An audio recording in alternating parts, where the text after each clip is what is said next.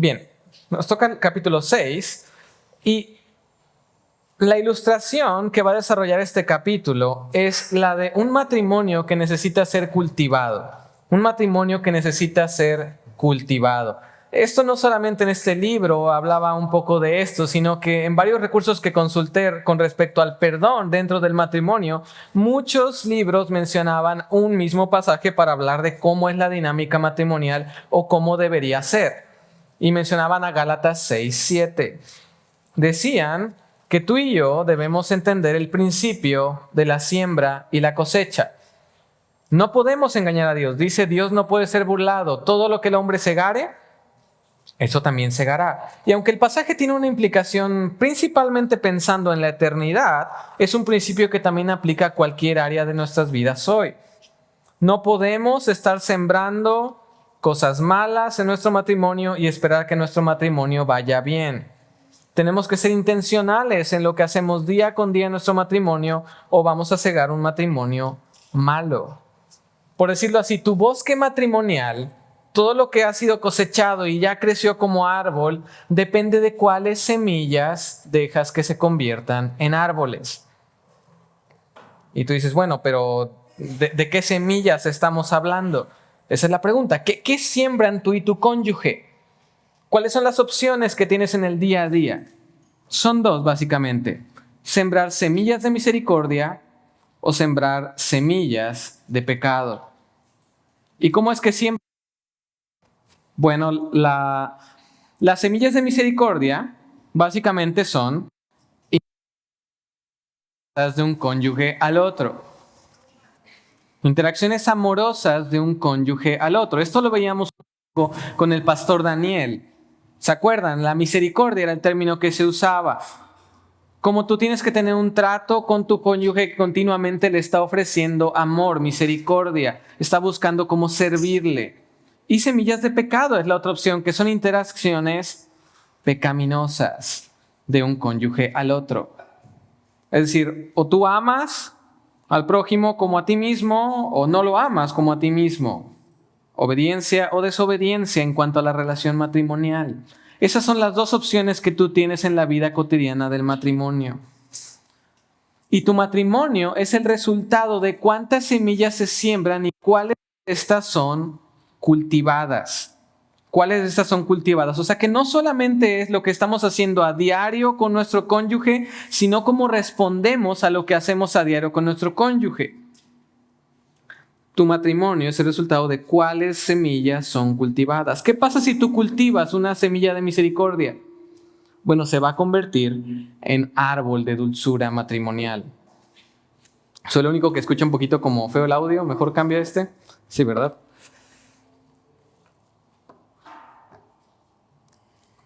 Bien. Pues si tú siembras una semilla de misericordia y tú la cultivas, lo que va a resultar es en una experiencia, en una calidad de matrimonio que sabe dulce. El pastor Daniel ya nos habló un poquito de esto, ¿verdad? De cómo el matrimonio puede ser algo disfrutable, algo deleitoso. Y bueno, ¿qué pasa con la alternativa contraria? Si tú cultivas semillas de pecado, se van a convertir en un árbol de amargura matrimonial. En una experiencia, en una calidad de matrimonio que es amarga, que no es disfrutable. Es un matrimonio amargo, un matrimonio que no está caracterizado por la misericordia. Ahora, ¿qué marca la diferencia? ¿Qué marca la diferencia entre si tú tienes un matrimonio lleno de árboles de misericordia, árboles de dulzura o árboles de amargura? Bueno, la diferencia es el tema que vamos a ver hoy y es la presencia o ausencia de un patrón de perdón bíblico. La presencia o ausencia de un patrón de perdón bíblico. Nota varias palabras. Hablamos de un patrón. No es que el perdón es algo ocasional en el matrimonio, algo que casi nunca ocurre, sino que es un patrón, es algo que está ocurriendo. Y otra palabra importante, bíblico. Muchos de nosotros somos influenciados por nuestro trasfondo o por lo que vemos en libros o en películas de conceptos equivocados de lo que significa el perdón. Entonces queremos entender qué dice la Biblia que es realmente perdonar. Pero antes de eso queremos preguntarnos, Tú dices, ¿quién quiere un matrimonio amargo, verdad? Cuando tú te casaste, en tus votos no le dijiste, te prometo que vamos a vivir en amargura cada día de nuestras vidas hasta que la muerte nos separe.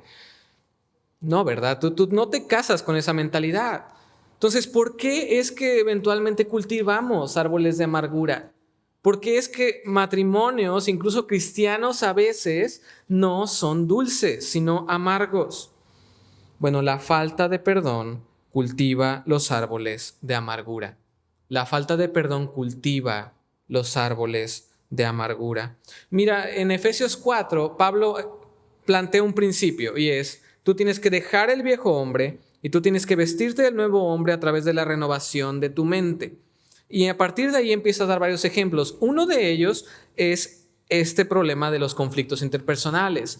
Y empieza a decir lo que es el viejo hombre. Dice, quítense de vosotros toda amargura, enojo, ira, gritería y maledicencia y toda malicia. ¿Cómo se ve el nuevo hombre? Antes bien, sed benignos unos con otros, misericordiosos, perdonándonos unos a otros como también Cristo os perdonó a vosotros en Cristo. Vamos a hablar de cómo eso último es algo clave en el perdón más adelante. Pero nota aquí que está contrastando una vida de falta de perdón con el perdón. ¿Y cómo es la vida de falta de perdón? Hay muchas cosas visibles. Enojo, ira, gritería, maledicencia. Pero hay una que es interna, amargura. O sea, si tú contrastas lo que es el perdón y lo que motiva el perdón con la falta de perdón, lo que genera la falta de perdón es la amargura. Por eso estamos hablando de árboles de amargura. ¿Por qué no perdonamos?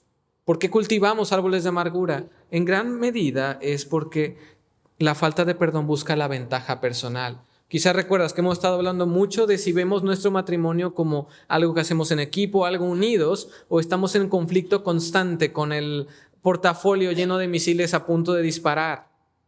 Bueno, cuando tú tienes esa perspectiva de combate, de a ver quién gana, la falta de perdón es una herramienta para ganar, para agarrar ventaja en tu matrimonio. ¿De qué manera? En primer lugar, la deuda de tu cónyuge se convierte en tu superioridad. O sea, si yo no perdono a mi cónyuge, entonces yo me subo al trono de Dios y lo veo hacia abajo. Porque mira cómo es él, yo no soy así como él. Y entonces en mi trato con él ya lo empiezo a tratar como menos que yo. Llevo ganando la lucha de quién va ganando en el matrimonio. También su deuda se convierte en nuestra arma para la venganza. Si en algún momento te confronta algo que tú haces mal, tú puedes sacar. Si no perdonaste eso, tú puedes sacar y decirle, pero tú. Y entonces ya no tiene sentido que te ataque porque estás diciéndole, tú no tienes nada que decirme, porque tú también eres malo. También, su deuda se puede convertir en tu moneda de cambio. Su deuda se puede convertir en tu moneda de cambio. Algunos son tentados a usar los pecados de su cónyuge para decirle, mira cómo tú me has hecho sentir, cómo yo he sufrido por tu culpa. Por lo menos merezco y llena la línea con lo que tú quieras, ¿verdad? Puede ser salir a comer, puede ser comprar ropa, puede ser lo que tú quieras. O sea, no es que tú pides amablemente algo que tú deseas a tu cónyuge, sino que estás usando como manipulación. Mira cómo tú me lastimaste. Y lo usas como moneda de cambio. Ahora, ¿cuál es la cosecha? ¿Qué pasa si nosotros seguimos este camino de la ventaja personal, de no perdonar, de la falta de perdón? Hay muchas evidencias que pueden haber en tu vida y te animo a ver estas y decir, bueno, quizás si tú ves muchas de estas en tu vida es porque la falta de perdón es un patrón en tu vida. Porque quizás muchos están escuchando ahora y dicen, pues yo sí perdono, o sea, no soy perfecto, ¿verdad? Pero sí perdono. Si tú ves muchas de estas cosas en tu matrimonio, quiere decir que en tu matrimonio hay falta de perdón, hay amargura. Puede ser distanciamiento. Esto puede ser tan sencillo como la ley del hielo y que continuamente estás castigando a tu cónyuge al no hablarle. O sea, tú me has hecho sentir mal y yo te voy a hacer sentir mal a través de no comunicarme contigo. Pero a veces es incluso una lejanía emocional. Y es, tú me has lastimado tanto que te sigo hablando, pero ya no es ese trato de cónyuges, ya no es ese trato de amor, de cuidado, sino es la comunicación necesaria y ya. Somos como compañeros del trabajo y estamos lidiando con los quehaceres diarios y lo que hay que comunicarnos y ya. No hay más allá, hay distanciamiento. También puede ser la crítica constante. Siempre ves lo que hace mal tu cónyuge y no pasas nada por alto y ves las oportunidades de decirle todo lo que hace mal. También podemos tener arranques de ira. Y esto es que estás de la nada muy bien, todo muy feliz y de repente te enojas muchísimo. Sobrereaccionas porque no estás viendo solo la ofensa del momento, sino que traes este registro de ofensas y entonces todas las ofensas de la misma categoría se amontonan cuando esa persona comete una sola ofensa parecida. Y entonces tú explotas, tú gritas, tienes un arranque de ira. Algo similar es la hipersensibilidad. Y es que tú te ofendas de manera desmedida por errores o pecados. O sea, no te sirve café y lo tomas como que te echó el café en la cara. O sea, ¿cómo se atreve a no pensar que yo también quería café?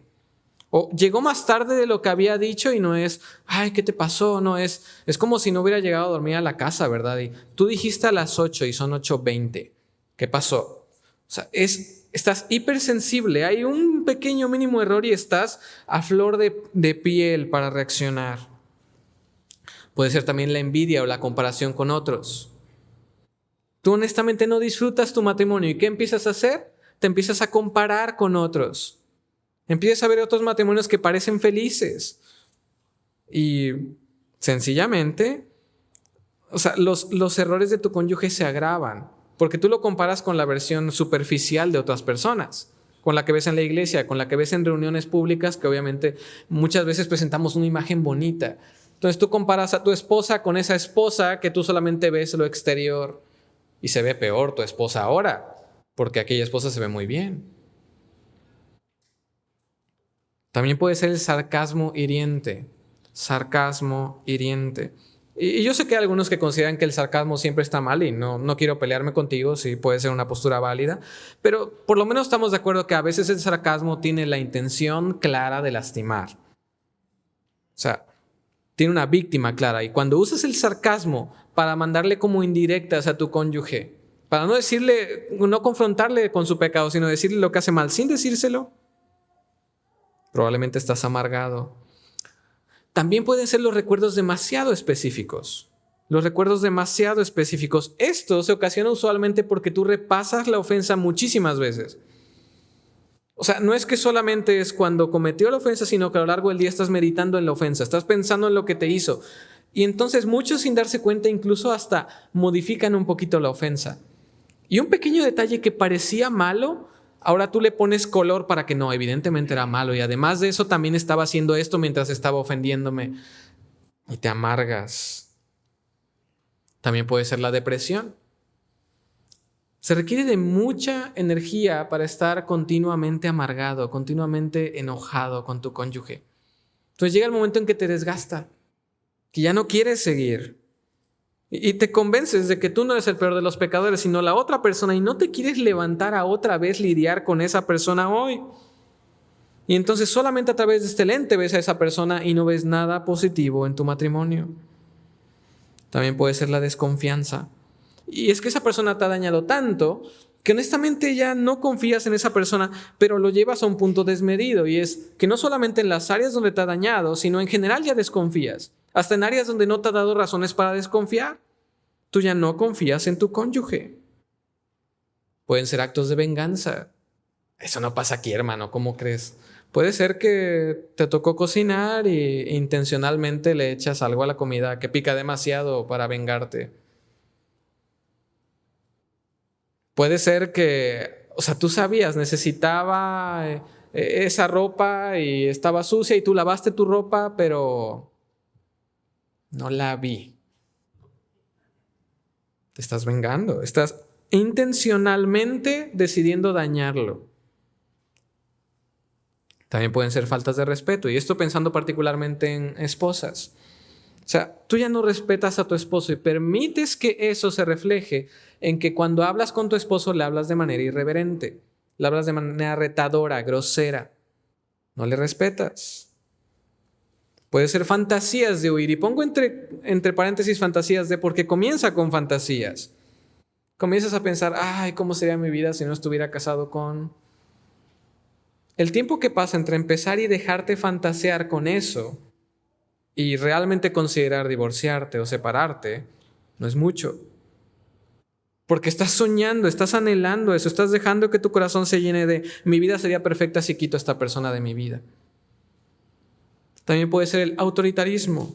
Entonces, esto es enfocado particularmente en los hombres. Estás tan lastimado, tu ego está tan lastimado por tu esposa que no usas tu rol en el hogar para proteger, cuidar, guiar, sino que eres absurdo en las cosas que pides. Y evidentemente estás buscando dañar a tu esposa a través de lo que le pides. No eres considerado. También puede ser una evidencia en las dudas de la salvación. O sea, si tú ves tu matrimonio y tú dices, esto para nada se ve cristiano, es muy obvio que tú pienses eventualmente, ¿y qué si realmente no estamos dando fruto? O yo no estoy dando fruto aquí porque no soy salvo. ¿Estás pensando en qué tanto de esto se ve como tu matrimonio? Porque esa es la cosecha de los árboles de amargura.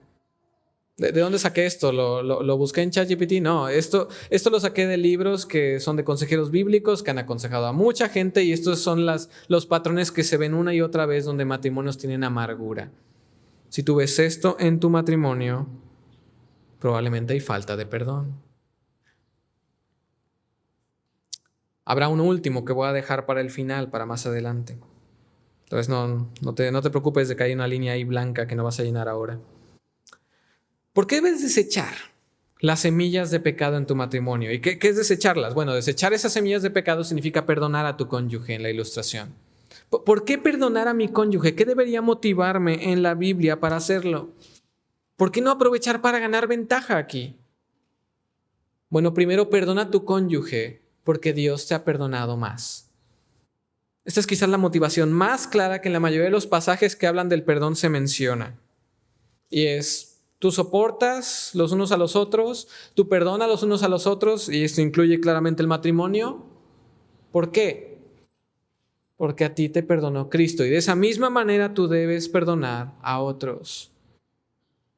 Pablo está mencionando esto porque sabe que batallamos con perdonar y te recuerda, ¿no quieres perdonar? Cristo te perdonó.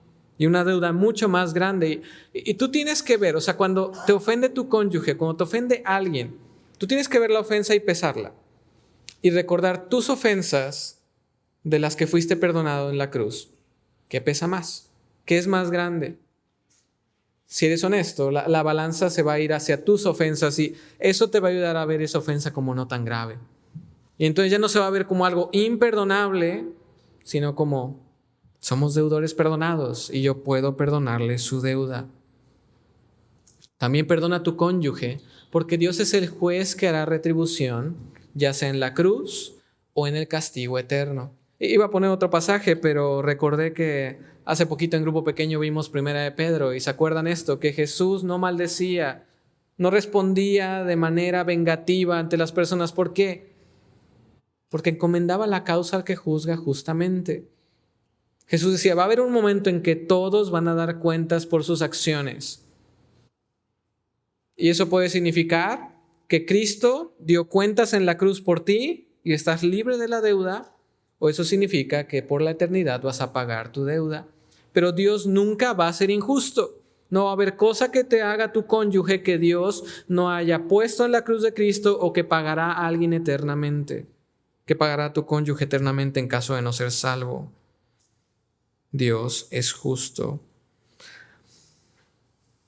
Esta cita de David Paulison me gusta mucho y es que el perdón dice que lo que ocurrió fue algo malvado e inexcusable, pero que no vas a vengarte tú. Dios dice, no os venguéis vosotros mismos, amados míos, sino dejad lugar a la ira de Dios, porque escrito está, mía es la venganza, yo pagaré, dice el Señor. Si estás consumido por el odio y las fantasías de venganza, estás actuando como un asesino. El perdón confía en que Dios arreglará todo mal. No es que esté mal la sensación de que tú digas, eso no debería pasar. Correcto, esa no, debe ser nuestra reacción ante el pecado. Pero es incorrecto tomar el lugar de Dios y querer convertirte en el juez del pecado. Debes confiar, Él va a hacer justicia con todo pecado. Por último, perdona a tu cónyuge porque no es tu verdadero enemigo, sino el pecado en su corazón y también en tu corazón. Y quiero ser muy claro a qué me refiero con esto. Y el asunto es que sí, el pecado, todo pecado es una ofensa en tu contra, una ofensa personal. Pero esto, la primera vez que lo escuché, lo aprendí de Paul Tripp, o alguno de los Tripp, nunca me acuerdo si es Paul o Ted, pero él decía que tenemos que aprender a ver el pecado de nuestro cónyuge con compasión en el sentido de que, o sea, no es como que Michelle se levanta un día y dice, ¿cómo le arruino el día a Andrés hoy? ¿Será en el desayuno? ¿Será que le digo algo que evidentemente le va a molestar? No, yo confío en Michelle y ella nunca se levanta haciendo eso. Nunca es su misión del día arruinarme el día y pecar contra mí. Y hermano, salvo que tu matrimonio esté en un punto muy grave, tu cónyuge tampoco piensa así de sus pecados. Tampoco está planeando dañarte con su pecado. Y en el momento en que te ofende tienes que recordar, o sea, él es alguien que lucha con el pecado como yo. Probablemente y casi seguramente no lo está haciendo para dañarme, sino que está cayendo en su lucha. Sí, es una ofensa, pero es diferente si tú lo tomas como algo que no es premeditado y que solo está batallando como yo batallo. Lo que quieres destruir es el pecado de tu cónyuge, no a tu cónyuge. ¿Cómo desecho las semillas de pecado? ¿Cómo le hago en la práctica para hacer esto? O sea, tengo motivación, Cristo me ha perdonado, yo tengo que perdonar. ¿Cómo le hago en la práctica? Bueno, primero queremos saber que el perdón bíblico desecha las semillas de pecado. Esa es la manera en que tú lo haces. Pero queremos aclarar lo que el perdón bíblico no es. Y el perdón bíblico no es olvidar. A veces decimos, es que no lo puedo perdonar porque nunca voy a olvidar lo que me hizo. Dios tampoco olvida lo que tú haces y te perdona. Y tú dices, pero dice que los echa al fondo del mar, ¿no? También dice que Dios es omnisciente. Entonces no puede significar que de repente a Dios le da amnesia cuando te perdona. ¿Cómo sabemos eso? También lo sabemos porque vamos a dar cuentas de nuestras acciones. Vamos a ser juzgados por lo que hicimos en la tierra.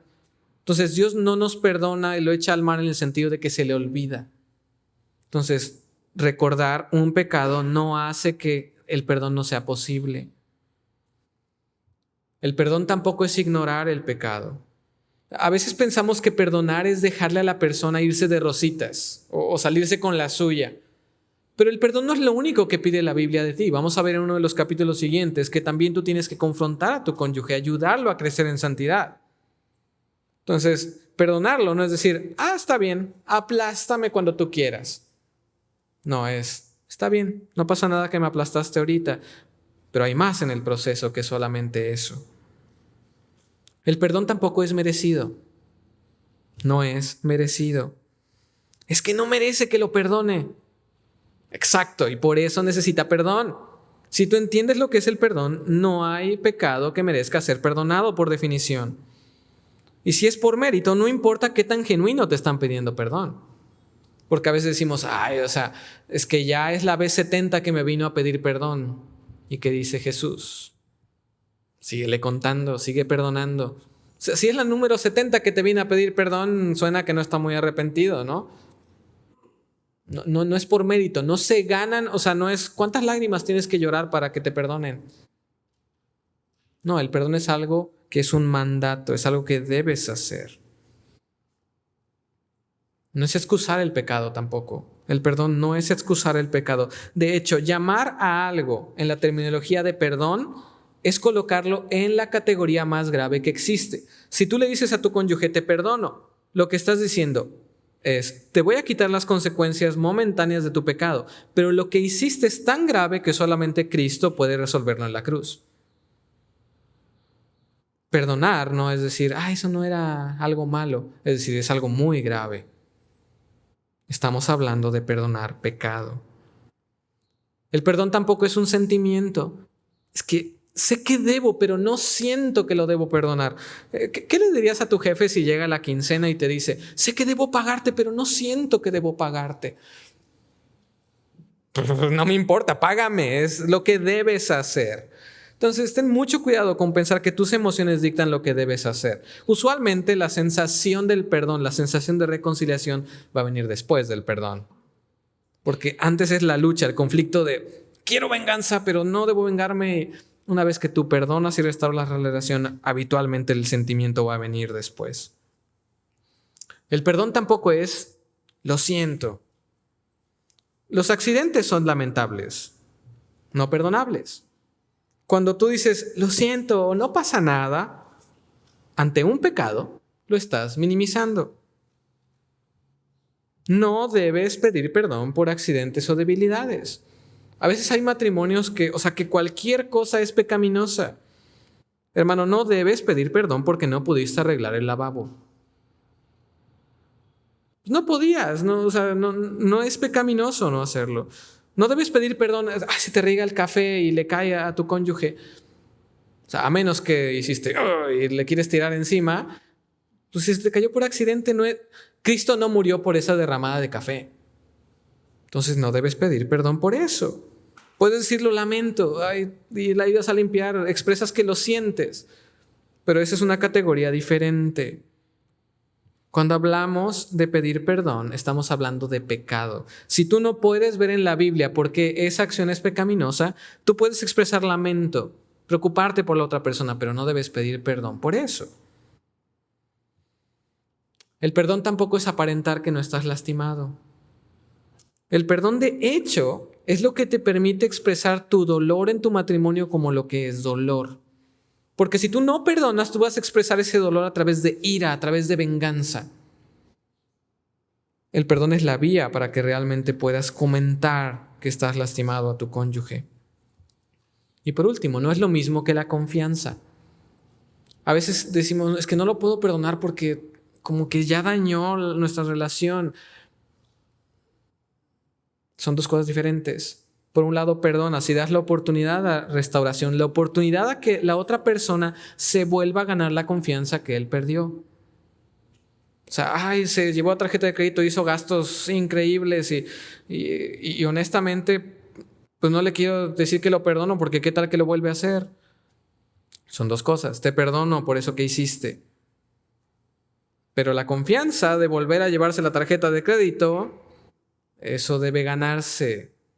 Eso debe trabajarse. Son dos cosas distintas. Si das pie a ganar la confianza, y también está mal que si la persona ya hizo suficiente para ganarse tu confianza, tú le sigas restringiendo, ¿verdad? Porque hace 10 años hiciste esto, entonces, no, tú y tarjetas de crédito no. Tú debes hacer lo que 1 Corintios 13 dice, el amor todo lo cree. Y si la persona no te ha dado evidencias recientes de que no es confiable en esa área, confía. Está dispuesta a sufrir el agravio. Ahora sí, esto es todo lo que no es el perdón. ¿Cómo se ve el perdón bíblico? Bueno, el perdón bíblico cancela la deuda. Cancela la deuda. Esta es una terminología continuamente usada en el Nuevo Testamento. Por ejemplo, aquí en Mateo 18 dice, el reino de los cielos como es. Bueno, un rey que empieza a hacer cuentas y se le presenta a uno que le debía 10,000 talentos. A este, como no pudo pagar, ordenó su señor venderle y a su mujer e hijos y todo lo que tenía para que le pagase la deuda. La deuda es algo pagable. Entonces aquel siervo postrado le suplicaba diciendo, Señor, ten paciencia conmigo y yo te lo pagaré todo. El señor de aquel siervo, movido a misericordia, le soltó y le perdonó la deuda. El perdón significaba, eso ya no existe. Esa deuda jamás te la voy a poder pedir. No te puedo pedir que tú me hagas reposición de eso porque has sido perdonado. También, en este sentido, renuncias al derecho de exigir un pago. Renuncias al derecho de exigir un pago. Te das cuenta que la venganza ya no es legítima porque tú le dijiste borrón y cuenta nueva. Y absorbes el costo del perdón. Absorbes el costo del perdón. Ahorita usé la frase de sufrir el agravio. ¿Te acuerdas que en 1 Corintios se habla de esto? De que en conflictos no te lo lleves a últimas instancias, sino debes estar dispuesto de vez en cuando a ser lastimado y perdonar. Entonces, cuando tú le dices te perdono, estás dispuesto a decirle, aquí se acaba el sufrimiento con lo que yo sufrí. No voy a hacerte partícipe de ese sufrimiento, yo lo voy a cargar. Aquí se acabó este asunto. Además, el perdón bíblico es una triple promesa. Es una triple promesa. ¿Qué estás prometiendo cuando le dices a alguien, te perdono? Primero, le prometes no reclamar al ofensor por ese pecado. Prometes a tu cónyuge que no vas a volver a pedirle cuentas por eso. En el pasaje que acabamos de leer, de hecho es lo que pasó, ¿verdad? Le suelta. Podría haberlo vendido, vender a su familia, haberle pedido cuentas, pero lo suelta. Ya nunca va a poder pedirle cuentas por eso. También prometes no infamar al ofensor por ese pecado. Y aquí aprendí una palabra nueva, porque una cosa es difamar y otra cosa es infamar. Difamar estás hablando cosas como inventadas para dañar la reputación. Infamar es sencillamente decir cosas que pueden ser ciertas, pero dañando la reputación.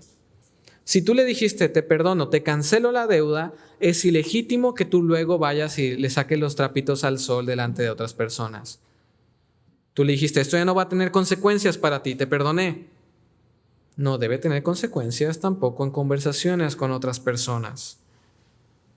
Esto es el principio que encontramos en Mateo 18. ¿Te acuerdas? Que si alguien pega contra ti estando tú y él solos, le perdonas y ya no tienes razón de llamar a los demás testigos si se reconcilia la relación. No tienes razón para llevarlo a la iglesia si hay perdón. No debes llevarlo a infamar. También prometes no meditar en ese pecado. Y esto es algo con lo que muchas veces batallamos si somos rencorosos. Filipenses 4:8 te dice que en qué debes pensar. En todo lo que te hicieron, en todo lo que te harán, en todo lo que podrían hacerte por lo que hicieron. Todo lo honesto, todo lo justo, todo lo puro, todo lo amable, todo lo que es de buen nombre. O sea que tú no tienes permitido andar meditando en lo malo que te hicieron. Si tú le dices, te cancelo la deuda, no das lugar a que tus pensamientos estén como sumergiéndose en ese pensamiento, en esa deuda. En tercer lugar, el perdón bíblico es un acto y un proceso. Eso es algo que muchas veces no nos deja entender lo que ocurre en nuestros matrimonios, que no vemos que tiene un doble aspecto. El perdón ocurre en un momento. El acto de afirmarlo es su ratificación oficial. A partir de ese momento tú ya no puedes pedir cuentas por esa deuda. A partir de ese momento tú ya te comprometiste a cumplir con esos 3 aspectos de la promesa. ¿Pero qué pasa? El proceso se refiere a mantenerte fiel a tu formación oficial cuando ese pecado vuelve a doler. Hay momentos de la vida que nos lo recuerdan. Puede ser algo que hizo tu cónyuge que se parece a eso, pero a veces es solo estás caminando por la calle y algo te lo recordó. Tú le dijiste, te cancelo tu deuda, te prometo no volver a pensar en eso. Para mí eso ya es cuenta cerrada. En ese sentido es un proceso. Porque a veces pensamos en el perdón como en diferente categoría, como luchamos con el pecado habitualmente. Pero en ese sentido es muy parecido.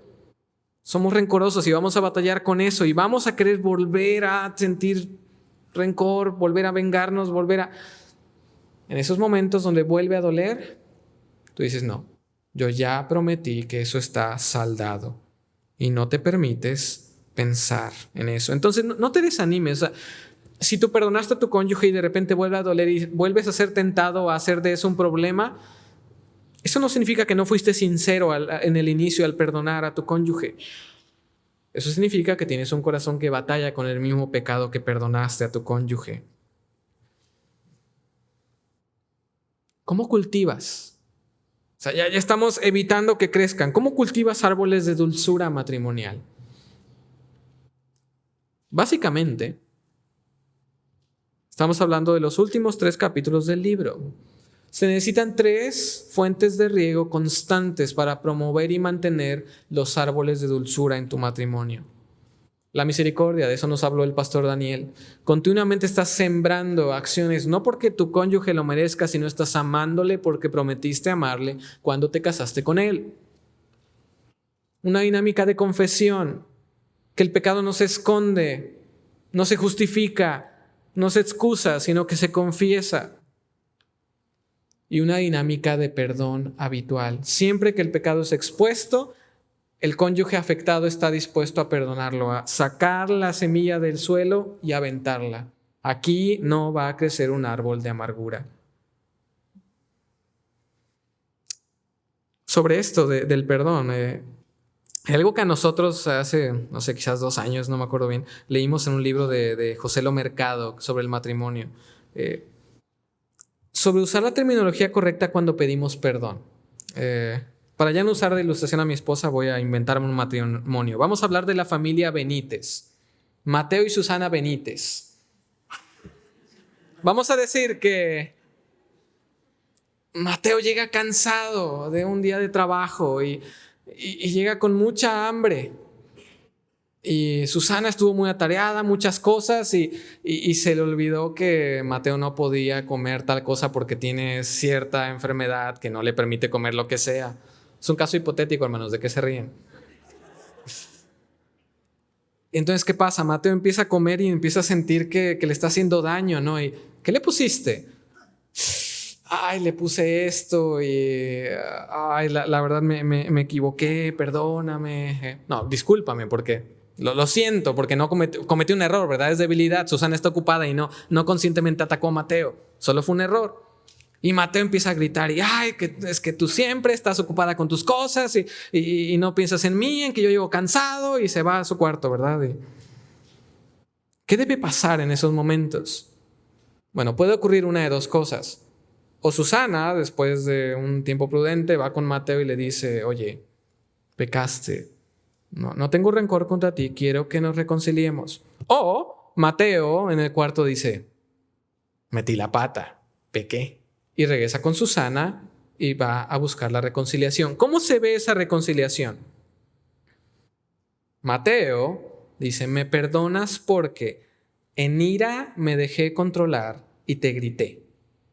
Como pregunta, no es, ay, me disculpas, es que, ay, venía cansado y ya sigue con su vida. No, es, Susana, ¿me perdonas porque te grité? ¿Me perdonas porque me dejé controlar en ira contra ti? Y Mateo se calla. No empieza a argumentar, ay, pero, ¿sabes que venía cansado? No, se calla. ¿Y qué hace Susana? Susana tiene que responderle. Y esta es la sugerencia que vimos en el libro de José Lo Mercado. Responder a esa clase de preguntas diciendo, te perdono porque he sido más perdonado por Dios. Te perdono porque he sido más perdonado por Dios. Eso te libra de perdonar a la ligera, de no reflexionar en lo que estás haciendo.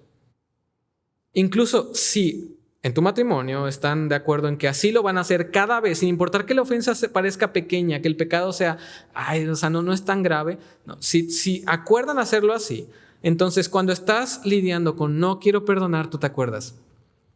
Lo que me toca decir es, te perdono porque he sido más perdonado. ¿Te acuerdas que esa es una de las motivaciones y no la más grande para perdonar? Entonces estás en ese momento y recuerdas eso que tienes que decir. Está bien, Mateo, te perdono porque he sido más perdonada por Dios. Que me grites, o sea, comparado con todo lo que yo he hecho en contra de Dios, no es la gran cosa. Gracias por acercarte a pedirme perdón. Se reconcilian. Nuestros matrimonios, si bien la fraseología podría cambiar, los términos sí deben mantenerse así. Manejar el perdón como lo que es, pedir perdón.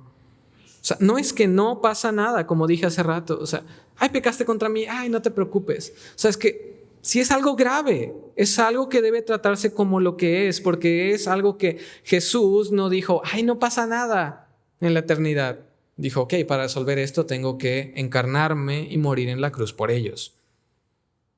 Por eso debemos tomar en serio nuestro pecado. Y la verdad, siendo honesto, al inicio te sientes un poquito como ridículo, ¿no? Haciendo ese proceso como muy formal.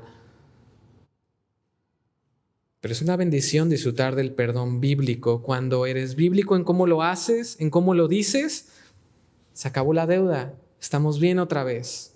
No hay razón para distanciarnos, para encontrar amargura en nuestro corazón. Sobre esto, Timothy Lane dice, ¿es lo mismo pedir disculpas que pedir perdón? No, primero debes mencionar el pecado concreto y luego pedir explícitamente perdón a la persona. Me equivoqué al gritarte, ¿me perdonas? Mencioné el pecado y pedí perdón. Si digo, siento haberte gritado y me detengo ahí, la respuesta típica de la persona ofendida es, no pasa nada, ¿qué ha ocurrido? En primer lugar, el ofensor no reconoce su pecado. Y en segundo lugar, el ofendido ha mentido al minimizar el pecado. Sí pasa algo cuando una persona peca contra otra. Ese es un falso perdón bíblico. Y con el tiempo puede ser muy destructivo en tu matrimonio. Maneja el perdón como Dios dice que debes manejar el perdón. Ahora, hermano, ¿qué hago si la verdad es que yo llevo años de matrimonio y ya esto es un bosque lleno de amargura? O sea, ya no estoy en la etapa de que apenas voy empezando a ver cómo funciona esto, sino que ya no sé qué hacer. Si están habituados a la falta de perdón, los árboles de amargura han crecido y serán difíciles de desarrollar. Eso es algo que debes reconocer primero. O sea, no digas, es verdad, y después de esta enseñanza vas a tu casa y con la mayor esperanza tú dices, voy a hablar de esto así como me dijeron y ella va a responder así como me dijeron. Quizás no, ojalá que sí, ojalá que esta enseñanza dé esa clase de fruto, pero si ya tienes una dinámica de amargura en tu matrimonio, lo normal es que incluso si tú lo haces de manera correcta y bíblica, tu cónyuge no va a querer responder de manera bíblica. ¿Qué hacemos si eso pasa? Acércate a tu cónyuge y expresa tu deseo de reconciliarte con él para que su matrimonio se someta a la Escritura. Tú dile, literalmente, puedes decirle, ¿sabes qué? O sea, eso que dijeron en la iglesia, yo veo que nuestro matrimonio no tiene esto. Yo quiero que hagamos esto. Necesitamos la ayuda de Dios en esto. Quiero que hagamos lo que dice la Biblia. Y si no sabes dónde empezar, aquí hay una sugerencia muy buena. Hazle esta pregunta a tu cónyuge.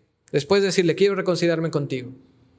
¿Cuál cambio en mí haría la mayor diferencia para ti? Y luego, como Mateo Benítez, cierras la boca. No, la primera cosa, pero es que ahí, no te defiendes. Dejas que te diga tu cónyuge, cuando piensa en el mayor problema que ve en tu vida, ¿qué es? Es probable que sí es el mayor problema en tu vida, porque vive contigo, ve lo que haces a diario. Si esto no funciona, ¿qué pasa? Si tú intentas, incluso los dos están intentando hacer esto bíblicamente, pero no parecen avanzar, busca 1 o 2 testigos, Mateo 18, para buscar mediación entre su comunicación y aportar consejos bíblicos. Esto muchas veces, si tu situación está muy mal, va a ser con los pastores. También puede ser con un hermano maduro que tú dices, creo que su matrimonio parece ser bíblico, parecen hacer lo que es correcto. Diles, necesitamos ayuda. Necesitamos que presencien nuestro intento de reconciliación para que nos digan qué estamos haciendo mal. Que nos hagan preguntas incómodas. Que nos digan cuando hay como que, ¿quién está bien en esto? ¿Quién está? Que nos digan una perspectiva fuera de la situación, sin emociones, de qué es lo que la Biblia dice. Eso es lo que dije que iba a dejar para el final, y es que ¿cuál es la cosecha de los árboles de amargura? Si tú tienes un matrimonio habituado a la falta de perdón, no es solamente que tu experiencia matrimonial aquí en la tierra va a ser mala. Mira lo que dice Mateo, esto es Gálatas, perdón, no cambié la cita. Gálatas 6, no os engañéis, Dios no puede ser burlado, pues todo lo que hombre sembrar, eso también segará. Y mira lo que está hablando, porque el que siembra para su carne, de la carne segará corrupción. ¿Corrupción de qué tipo? Mira con qué lo contrasta. Mas el que siembra para el espíritu, del espíritu segará vida eterna. ¿Se acuerdan que cuando hablamos del capítulo 4 hablamos de que el capítulo anterior de Gálatas enlista los pecados de la carne y el fruto del espíritu y dice, los que hacen esta clase de vida de la carne no heredarán el reino de Dios? Está repitiendo la misma idea. Si tú vives en la carne, si tú vives en un matrimonio que ambos cónyuges son carnales, o tú particularmente lidias con todo de manera carnal, no vas a engañar a Dios. No le vas a poder enlistar todo lo que tú haces bien en tu vida cristiana y decirle, el matrimonio es que me casé con la persona incorrecta. Pregúntale a Adán cómo le salió cuando sacó esa excusa. La cosecha de árboles de amargura a la larga es incendio forestal y eternal. En sus máximas implicaciones. Sí, va a ser un infierno tu vida aquí en esta tierra, en tu matrimonio. Porque si no resuelves las cosas, si no buscas seguir a Cristo en tu matrimonio, vas a vivir ese incendio también en el infierno, en la ira de Dios eternamente. No veas tu matrimonio como algo que puede ser ignorado. Tu fruto debe verse en tu matrimonio. Ya escuché varias hojitas que están guardando, pero algunos me reclamaron cuando enseñé hace 2 semanas de lo del carrito, la ilustración, que el carrito como que no arrancaba, ¿no? O sea, como que nada más llegaba a cuarta. Bueno, ¿cómo avanzo en el camino del conflicto matrimonial? Si queremos juntar lo que hemos visto del cómo lidiamos con conflictos, vimos que en humildad debes sospechar primero de ti mismo, examinarte primero a ti mismo, confesar primero tu pecado, enfocarte en la gracia recibida. Vamos a convertir esto en un Ferrari con más velocidades. 5ª velocidad, en bondad, ama continuamente a tu cónyuge. Siembra semillas de misericordia. Continuamente dile a tu cónyuge, te amo, me sacrifico por ti. ¿Y cómo metes 6ª? ¿Cómo es que vas pero corriendo al reino de los cielos? En unidad, ten una dinámica de pronta reconciliación con tu cónyuge. Esto es que tu matrimonio ya va volando, que cuando ocurre una ofensa de inmediato se reconcilian y parece que no pasó nada. ¿Por qué? Porque ambos ya han aprendido a tratar el perdón como lo que es. Es una ofensa gravísima que puedo resolver pronto porque Cristo resolvió en la cruz para ambos. Y digo pronto porque debe ser pronto. No dejes que pasen días. Cuanto más pasan días, más crece el árbol. Más difícil va a ser. Trátala en el momento, trátala pronto. Arranca de raíz esa semilla.